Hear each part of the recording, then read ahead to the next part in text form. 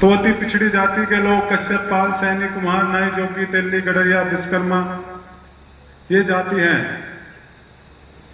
इनके जो पुराने पुश्तैनी काम हुआ करते थे, नाव चलाने का काम था, डोली उठाने का काम था, इनका सब्जी उगाने का काम था, सब खत्म हो गया। नई नई टेक्नोलॉजी आ गई और इनके हाथ से वो सारी चीजें निकल गई। ये लोग पढ़े लिखे नहीं थे, नौकरी में इसलिए नहीं जा पाए क्योंकि शिक्षा बहुत कमजोर थी इन लोगों में। अब धीरे धीरे थोड़ा लोग हमारे बच्चे पढ़ने लगे, नहीं तो हमें याद है कि दूर दूर तक कोई इंटर पास नहीं दिखता था। राजनीतिक रूप से इतने कमजोर थे कि अभी पिछले 5, 7, 10 साल से आपको पता लगने लगा। नहीं तो चुनाव होता था, आपको कैंडिडेट का पता नहीं होता था कौन लड़ रहा है। एक बड़ी बिरादरी का व्यक्ति आता था जो चुनाव लड़ता था, उसको लेकर पूरे मोहल्ले पे कश्यप, सैनी, पाल, कुम्हार, नाई, जोगी, तेली, गडरिया की हाथ घुमा देता है तो सब अपने हिसाब से वोट डाल देंगे। और आप सब लोग उनके कहने पर वोट डालते थे। जो लोकतंत्र में सबसे बड़ा हथियार है वोट, उसका हमने कभी सही यूज नहीं किया था। जो कौम राजनीति में पीछे रही, जिस समाज के पास नेता नहीं है, वो समाज आज सबसे कमजोर है। आजादी के बाद का इतिहास उठाकर देखो, जिस समाज के पास नेता हुए, जो समाज राजनीति में जितनी जल्दी जागरूक हुआ, उसको उतनी जल्दी हिस्सा मिला। चाहे हमारे ब्राह्मण समाज के लोग हो, राजपूत समाज के लोग हो, वो राजनीति में जागरूक थे, उनके लोग राजनीति में जागरूक हुए तो हिस्सेदारी हुई। जाट समुदाय है, राजनीति में जागरूक हुआ। दलित समाज जो हमसे भी नीचे हुआ करता था, यादव समाज जिनको कोई पूछता नहीं था, उनके नेता हुए, अपने नेता के पीछे रहे। आज उनके डीएम भी है, कलेक्टर भी है, दरोगा भी है, मास्टर भी है। इसलिए हम लोगों को राजनीति में जागरूक होना होगा, अपना एक नेता मजबूत करना होगा, जब जाकर हम लोगों को हिस्सा मिलेगा। इस क्षेत्र में पहले प्रयास में इतना बड़ा कार्यक्रम होना बहुत बड़ी उपलब्धि है। हम लोग अभी बुढ़ाना में, चरथावल में उधर काम कर रहे थे गांव-गांव पिछले 10 साल से। इधर भी हम गांव में गए हैं, लेकिन इस तरह का कार्यक्रम पहला हुआ है।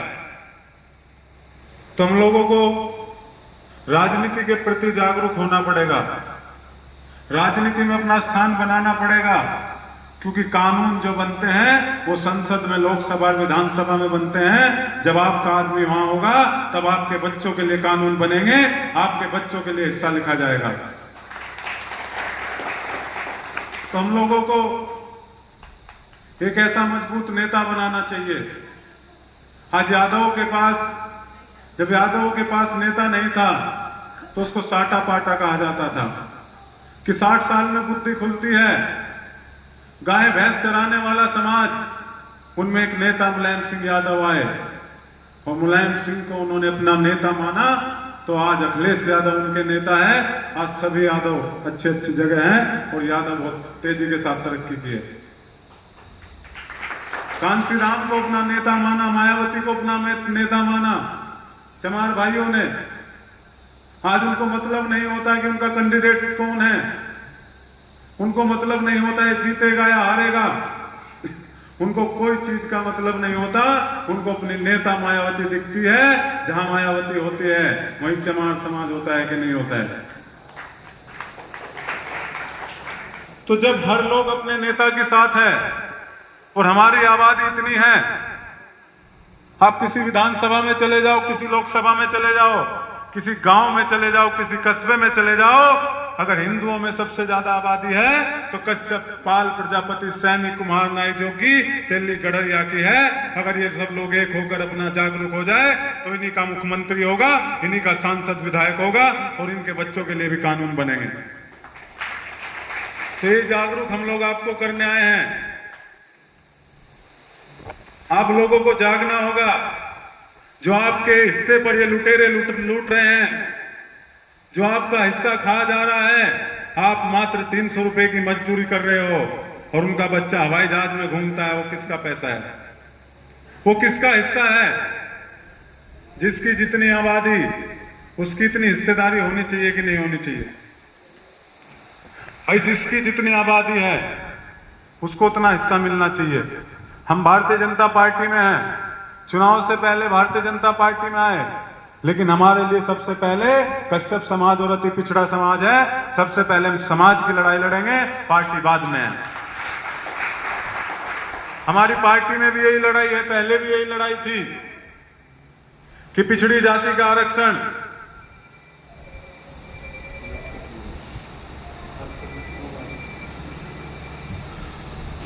पिछड़ी जाति का जो 27% आरक्षण हम लोगों को मिलता है, उसमें जाट, गुज्जर, यादव, पटेल सारा हिस्सा खा रहे हैं कि नहीं? 27% में हमें हिस्सा मिलता है। हम चाहते हैं, हमारी मांग है, जिस चीज को हम लेकर लड़ रहे हैं, जो हमारा एजेंडा है कि 27% आरक्षण का बंटवारा होना चाहिए। पिछड़े अलग होने चाहिए, अति पिछड़े अलग होने चाहिए, अत्यंत पिछड़े अलग होने चाहिए। और ये मोदी जी ने 2017 में रोहिणी कमीशन बनाया है और रोहिणी कमीशन की रिपोर्ट भी आ गई। रोहिणी कमीशन की रिपोर्ट में कहा गया है कि इस आरक्षण को 3 हिस्सों में बांट दो। पहली बात तो 90% लोगों को यहां आरक्षण का मतलब नहीं पता होगा। आरक्षण का मतलब क्या होता है? आरक्षण वो होता है जो कमजोर लोग हैं, जो कमजोर लोग हैं उनको कैसे आगे बढ़ाया जाए, उनके लिए कुछ सीटें रिजर्व की जाए, जिससे उनके बच्चे उन सीटों पर नौकरी पर जाकर वो समाज मजबूत हो सके और कमजोर भी मजबूत के बराबर में आ सके।